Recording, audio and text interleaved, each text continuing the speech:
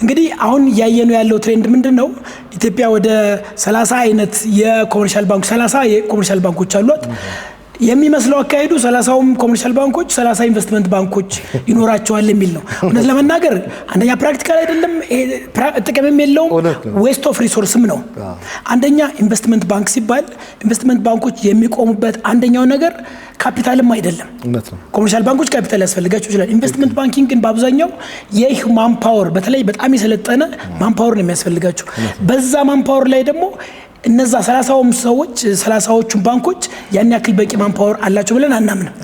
ስለዚህ በጣም ስኬርስ የሆነውን በጣም ውድ የሆነው ማንፓወር የሰለጠነ ማንፓወር እንዲሁም ሌሎች የሚያስፈልጉ ሪሶርሶች ከመቆጠብ አንፃር ሁሉም ኮመርሻል ባንኮች ኢንቨስትመንት ባንክ ያስፈልጋቸዋል ብዬ በግሌ አላምንም። ከዛ ላይ ትንሽ አስተያየት ብንሰጠን ደስ ይለናል። ይሄን ሐሳብን በደንብ ነው የምጋራው። ሚሊዮን በቅርበት ዘርፉንም ስለማቀው በፕሮጀክት ሌቭል ያላቋቋመ ባንክ የለም። የዚህ ለኢንቨስትመንት ዊንግ ማለት እንዳለመታደል ሆኖ ኢትዮጵያ ውስጥ ባለሙያ ስትሆን ባንክ ስትሆን በኮኦፕሬሽን አብሮ መስራት የሚባል ነገር በሌላው ዓለም ላይ ግን ኮምፒቲሽን ባይ ኮኦፕሬሽን ነው። ኢትዮጵያን ኤርላይንስ ነው ሰድ የስታር አላያንስ ሜምበር ሲሆን ከአሜሪካን ኤርዌይስ ደንበኞች ተሸክሞ ከመጣ ቦሌ አራክፎ ይሄዳል። ምናልባት ሰውየው መቀሌ ድረስ ሊሆን ይችላል። የመቀሌው ፔመንት ግን ለኢትዮጵያ አየር መንገድ ይሰጣል። አየር መንገድ ይጭናል ማለት ነው። ይወዳደራሉ፣ ይፎካከራሉ። መተባበር ያለባቸው ቦታ ላይ ይተባበራሉ። ባንኮቹ እንዲህ አይነት ነገር ለምን እንዳልፈጠረባቸው አይገባኝም። ኢትስ ፐብሊክ መኒ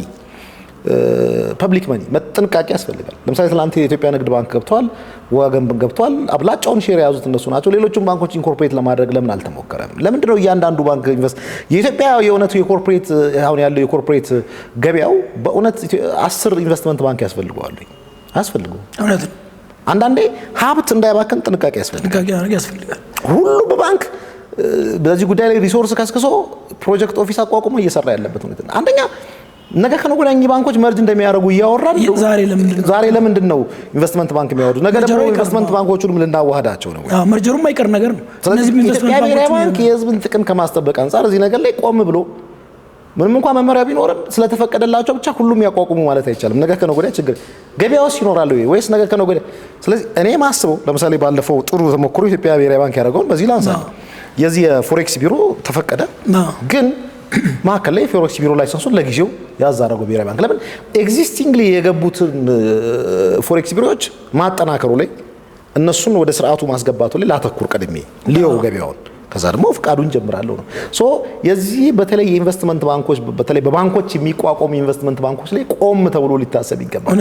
ሶ ባንኮቹ ለምንድን ነው ኢንቨስትመንት ባንኪንግ ላይ በጋራ መስራት የማይፈልጉት? ምን ችግር አለው? ራሱን የቻለ ሌጋል ኢንቲቲ ነው፣ ከባንኮቹ የተነጠለ ነው።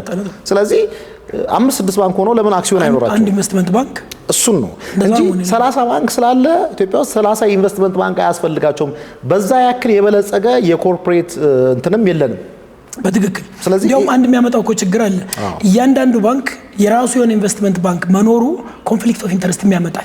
ምክንያቱም የራሱ አካል ነው ተብሎ ስለሚገመት እንግዲህ ኢንቨስትመንት ባንኩ ኢንዲፔንደንት ነው፣ ቫልዩ ሲያደርግ ምናምን ያን ነገር ሲሰራ ኢኩዊቲውን ዲቨሎፕ ሲያደርግ ምናልባት ትልቅ ተበዳሪው ከሆነ የኔ ትልቅ ተበዳሪ ስለሆነ ቫልዩዌሽኑን ከፍል አድርጎ የሚል ቴምፕቴሽን ይመጣል። እሱ ላይ ትልቅ ሌሎች ሀገሮችም ላይ በጣም ጥሩ ነጥብ ነው ያነሳው። ትልቅ ቻይኒስ ሆል መሰራት መቻል አለበት። ኢንቨስትመንት ባንኩ ለምሳሌ አንዳንድ ባንኮች ምን ሊያደርጉ ይችላሉ? የራሳቸው ተበዳሪ ዲፎልት ሊያደርግባቸው ሲል ወደ ኢንቨስትመንት ባንኩ የዚህኛውን ድርጅት እንትኑን አስተካክለለት እንዲሸጥ አድርገውና ብድሩን እንዲዘጋ ሊያደርጉ ይችላሉ። እዚህ ጋር ጥብቅ ቁጥጥር ከሬጉሌተሮች ያስፈልጋል። ኤግዛክትሊ ጥብቅ ቁጥጥር ያስፈልጋል። አቅም ማጠንከር ያስፈልጋል፣ የተቆጣጣሪ አካሎች ማለት ነው። ስለዚህ እያንዳንዱ ባንክ ኢንቨስትመንት ባንክ የማቋቋሙ ነገር በጥርጣሬም ጭምር መታየት መቻል አለበት። ለዚህ ግን አስተዋጽኦ ያደርጋል ማለት ይሄ በቃ ምክንያቱም የኔ ነው ብሎ ስለሚገምት በእርግጥ ብሔራዊ ባንክ ሴፓሬት ሌጋል ኢንቲቲ ይኖራቸዋል ብለዋል። ግን አንዳንድ ሴፓሬት ሌጋል ኢንቲቲ ሰብስታንስ ኦቨር ፎርም የሚባል ነገር አለ በአካውንቲንግ በህግ ኢንፎርም ልዩ ሊሆኑ ይችላሉ። ግን የኔ ነው ብለህ ስታስብ ያን አንደኛውን የመጥቀም የራሱ ተበዳሪ ጥርጥር የለውም እኮ አሁን ለምሳሌ የኢትዮጵያ ንግድ ባንክ ኢንቨስትመንት ባንኪንጉን የሚሾመው እኮ ዋናው ባንክ እኮ ነው። ይሄኛው ባንክ ያንን እስከ ሾመው ድረስ የዚህኛውን ባንክ አሰራር ኮንፍሊክት ኦፍ ኢንተረስት መፍጠሩ አይቀርም። ለዚህ ትልቁ ነገር የሬጉሌሽን ጥብቅ የሆነ ቁጥጥር አቅምን የማዳበር ጉዳይ ነው።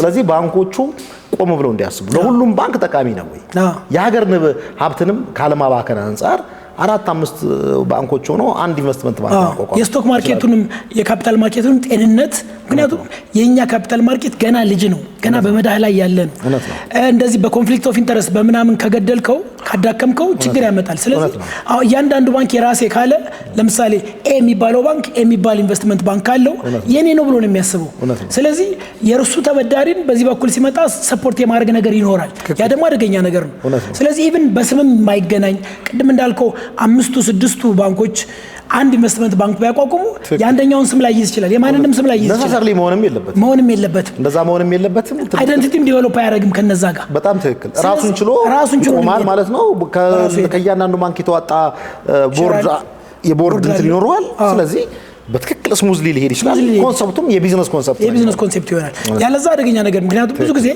ትዝ ይለኛል የአሜሪካን ሀገር ህግ ወጥቶ ነበረ ያ ህግ ኮመርሻል ባንኮችና ኢንቨስትመንት ባንኮች ቶታሊ የተለያየ መሆን አለበት ኮመርሻል ባንክ ሆንክ ኢንቨስትመንት ባንክ ማቋቋም አትችልም ውስጥ መግባት አትችልም የሚባል ግላስ-ስቲግል አክት የሚባል ወጥቶ ነበር ትክክል የሆነ ህግ ወጥቶ ነበር እና ያ ግላስ-ስቲግል አክት ሲወጣ ትልቁ ዓላማው ምንድነው ሁሌ ይሄ ኮንፍሊክት ኦፍ ኢንተረስት እንዳይኖር ማድረግ ነው አሁንም የኛ ስቶክ ማርኬት ወይም የኛ ካፒታል ማርኬት አዲስ ስለሆነ እንደዚህ አይነት ህጎችን በጣም መጠንከር ስላለብን እያንዳንዱ ባንክ የራሱ የሆነ ኢንቨስትመንት ባንክ ማቋቋም አለበት የሚለው እንደው ሬጉላቶሪ ኦርጋኑ ናሽናል ባንክ ቢያስብበት በጣም ትክክል ባይገፋፉ ያንዳንዳቸው ባንክ ደግሞ የኛ ሀገር አንድ ትልቁ ነገር ምንድነው አንዱ ሲያቋቁም እኔስ በምን አንሳለው ብሎ ማለት ባንኮች ያላቋቋመ በፕሮጀክት ሌቭል ያላቋቋመ ባንክ የለም ግን ስትራቴጂካሊ ባንኮቹም ቆም ብለው ማሰብ አለባቸው የእውነት የኢትዮጵያ የካፒታል ገበያ ከ4 እና ከ5 በላይ ኢንቨስትመንት ባንክ ያስፈልገዋል